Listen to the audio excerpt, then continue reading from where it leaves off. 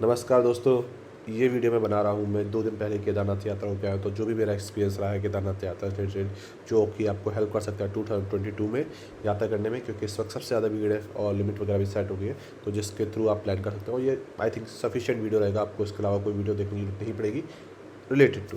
तो केदारनाथ का video start करते हैं, जय केदारनाथ बाबा की। तो सबसे पहली चीज़ जो आपको ध्यान रखनी है कि क्या कैरी करना है, ये बहुत इंपॉर्टेंट है। सबसे पहले आपका जो बैकपैक हो वो एकदम लाइट हो, ठीक है, क्योंकि आपको ही लेके चलना है। इवन आप घोड़े पे भी बैठते हैं, किसी बैठते हैं तो घोड़े पे भी आपको टांगना पड़ेगा, तो स्टिल वो आपको पेन करेगा। तो सबसे बेस्ट है जितना लाइट हो सके। वार्म क्लॉथ ऐसे जो कि आप वेयर कर पाएँ और ज़्यादा भारी वेलकम ना हो, जैकेट वगैरह, ठीक है, लाइट वेटेड, और हो सके तो अगर वाटर प्रूफ हो तो एक्चुअली ग्रेट, क्योंकि वहाँ पे पानी बरसना तय है। आपको वहाँ पे नहा के जाने की जरूरत नहीं है, क्योंकि पानी आपके ऊपर गिरेगा गिरेगा, ठीक है। हाइकिंग बूट इसलिए क्योंकि जो ट्रैक है वो स्ट्रेट है बिल्कुल, तो अगर आपके पास अच्छे बूट होंगे तो वो ग्रिपिंग आपको अच्छी मिलेगी, क्योंकि वहाँ पे आपको पानी मिलता है, वहाँ पे आपको बर्फ़ मिलती है ट्रैक पे। तो दैट्स विल ग्रेट वन।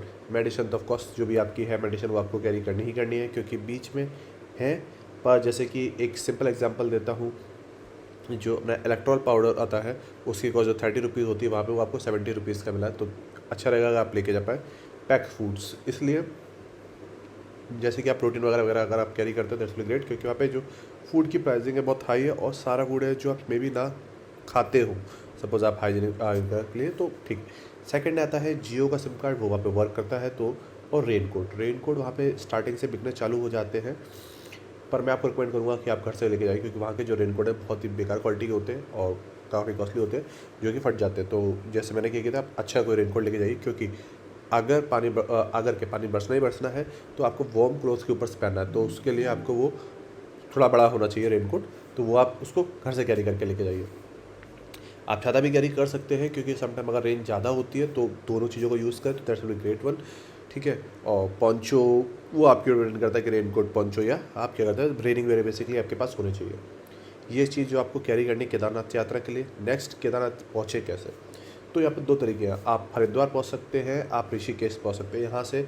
अब जो बुकिंग है काफ़ी दिनों की अवेलेबल नहीं है, पर अगर आप वहाँ पे पहुँच जाते हैं तो आप पहुँच ही जाएंगे, आप बाबा के पास पहुँच ही जाएंगे। तो आप हरिद्वार से आप चाहे तो अर्ली मॉर्निंग 5 बजे, 7 बजे, 8 बजे बस है, जो कि 239 किलोमीटर है, 250 किलोमीटर बेसिकली आपको केदारनाथ सोनप्रयाग पड़ता है, जहाँ पे आपको जाना है, जो कि आपका इस लोकेशन पे आपको जाना है।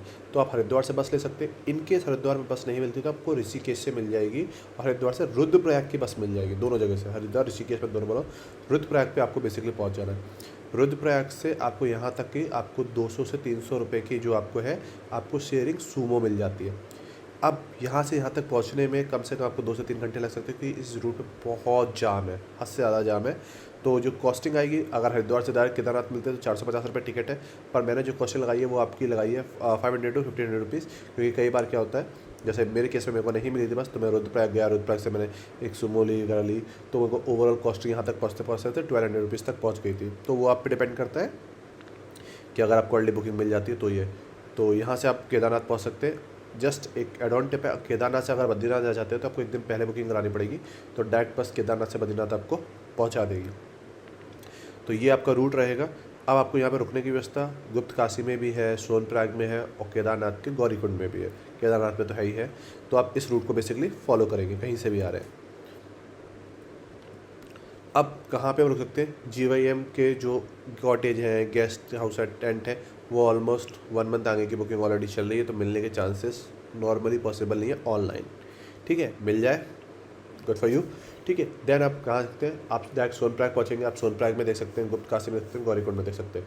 यहाँ पे जो होटल का जो रूम का रेंटल चल रहा है वो मिनिमम 800 रुपीज़ से 2000 रुपीज़, तो 2000 डबल बेड का मतलब आप मान सकते हैं, वो आपको रेट पड़ेगा, जैसे बेसिक फैसिलिटी इंक्लूड रहेगी।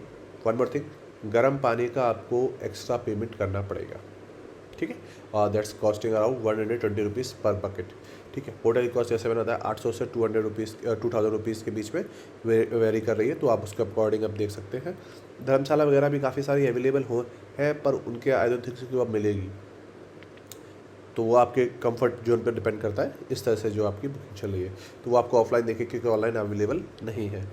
अब यहाँ से सोनप्रयाग से गौरीकुंड आपका 33 किलोमीटर है, पर आप किसी भी होटल में रुकेंगे वहाँ पे कोई कैब टैक्सी ऐसा कुछ नहीं चलता है, तो आपको जो 21 किलोमीटर 17 किलोमीटर केदारनाथ आता है उससे पहले ही आपको लग लीजिए आप 2-3 किलोमीटर आपको एक्स्ट्रा और चलना ही पड़ेगा।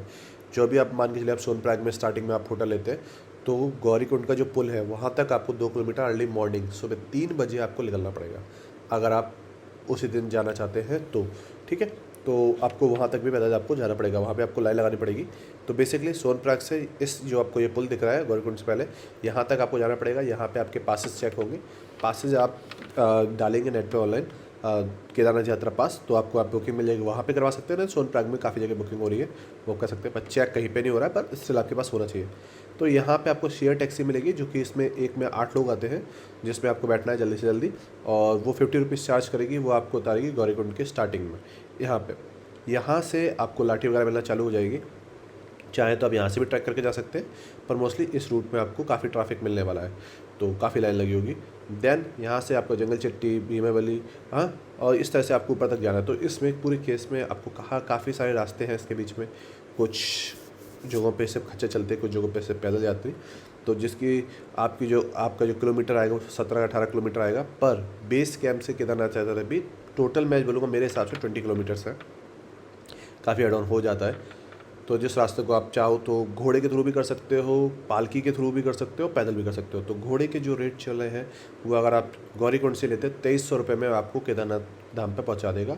और अगर आप नहीं चल सकते तो मैं आपको रिकमेंड करूँगा आप यहीं पे ले लीजिए, आपको कोई ज़रूरत नहीं है आपको पूरा चल के जाने की, बीच में आप जाके बार्गेन करेंगे तो बेस्ट रेट रहेगा आप यहाँ पर ले लीजिए, क्योंकि यहाँ पर 2300 रुपये है, यहाँ से भी 2000 रुपये, तो बेटर है कि आप नीचे से ले लें। ठीक है, बीच रास्ते में काफ़ी जगह खाने पीने की व्यवस्था है, पर काफ़ी जगहों पे अच्छी व्यवस्था नहीं है, मेरा पर्सनल मानना है। जैसे कि मोस्टली हम लोग लिक्विड डाइट लेते हैं, नींबू पानी वगैरह, तो नकली नींबू पानी वगैरह मिलता है। ठीक है, तो ये मेरा पर्सनल एक्सपीरियंस है, तो आप वो देख सकते हैं। देन आपको जिसको ट्रैक को कंप्लीट करने में 5 से 7-8 घंटे के बीच में आपको ये टाइम लगेगा, जिसको आप इसे पूरा कंप्लीट कर सकते हैं। जो डंडे का रेट है वो 30-40 रुपये, 50 रुपये, और रेन कोट और बैग आपको कैरी करना है। चाहे तो अपने आप 5-6 लोगों का ग्रुप है तो आप एक हॉर्स कर सकते, खच्चर बोलते हैं बेसिकली, खच्चर कर सकते हो, सारे बैग उसको दे सकते हो, आप पैदल ट्रैक कर सकते हैं, इस तरह से भी आप किया जा सकता है। तो आप केदारनाथ पहुंच जाएंगे।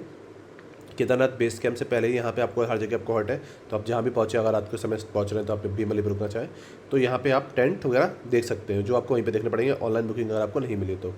जो इस तरह का टेंट मैंने जो लिया था, इस एक टेंट में 12 लोग रहते हैं, एक कॉमन बाथरूम शेयर करना पड़ता है आपको, तो दैट्स कॉस्ट में अराउंड ऑफ 500 रुपीज़, काफ़ी देर लाइन में लगने के बाद, क्योंकि बाकी सारी जगह जो ऑलमोस्ट फुल थी। तो आप देख सकते हैं कि आपको कहाँ पे क्या अवेलेबिलिटी मिल रही है, वो आपको वहीं पे जाके आपको पता चलेगा। उसके बाद आपको केदारनाथ बाबा के दर्शन हो जाएंगे। उस दर्शन होने में भी आपको कम से कम 4-5 घंटे लगेंगे, क्योंकि जो लाइन होती है वो काफ़ी बड़ी है, और जो प्रसाद होता है वो वहाँ पे है 200 रुपीज़ से लेकर 250 रुपीज़, 350 रुपीज़, और भी सस्ते भी हैं, पर प्रसाद चढ़ेगा नहीं, इस बात को आप याद रखिएगा। ठीक है, प्रसाद वहाँ पे चढ़ेगा नहीं। राइट हैंड साइड में केदारनाथ बाबा के वहाँ पे आपके लंगर भी चलता रहता है, तो आप चाहें तो फ्री में भी खा सकते हैं। और वहाँ पे जो कॉस्टिंग है नॉर्मल फूड की, जो चाय की कॉस्टिंग है वो 30 रुपीज़ है, नॉर्मल फूड आपको 200-300 रुपीज़ का पड़ेगा।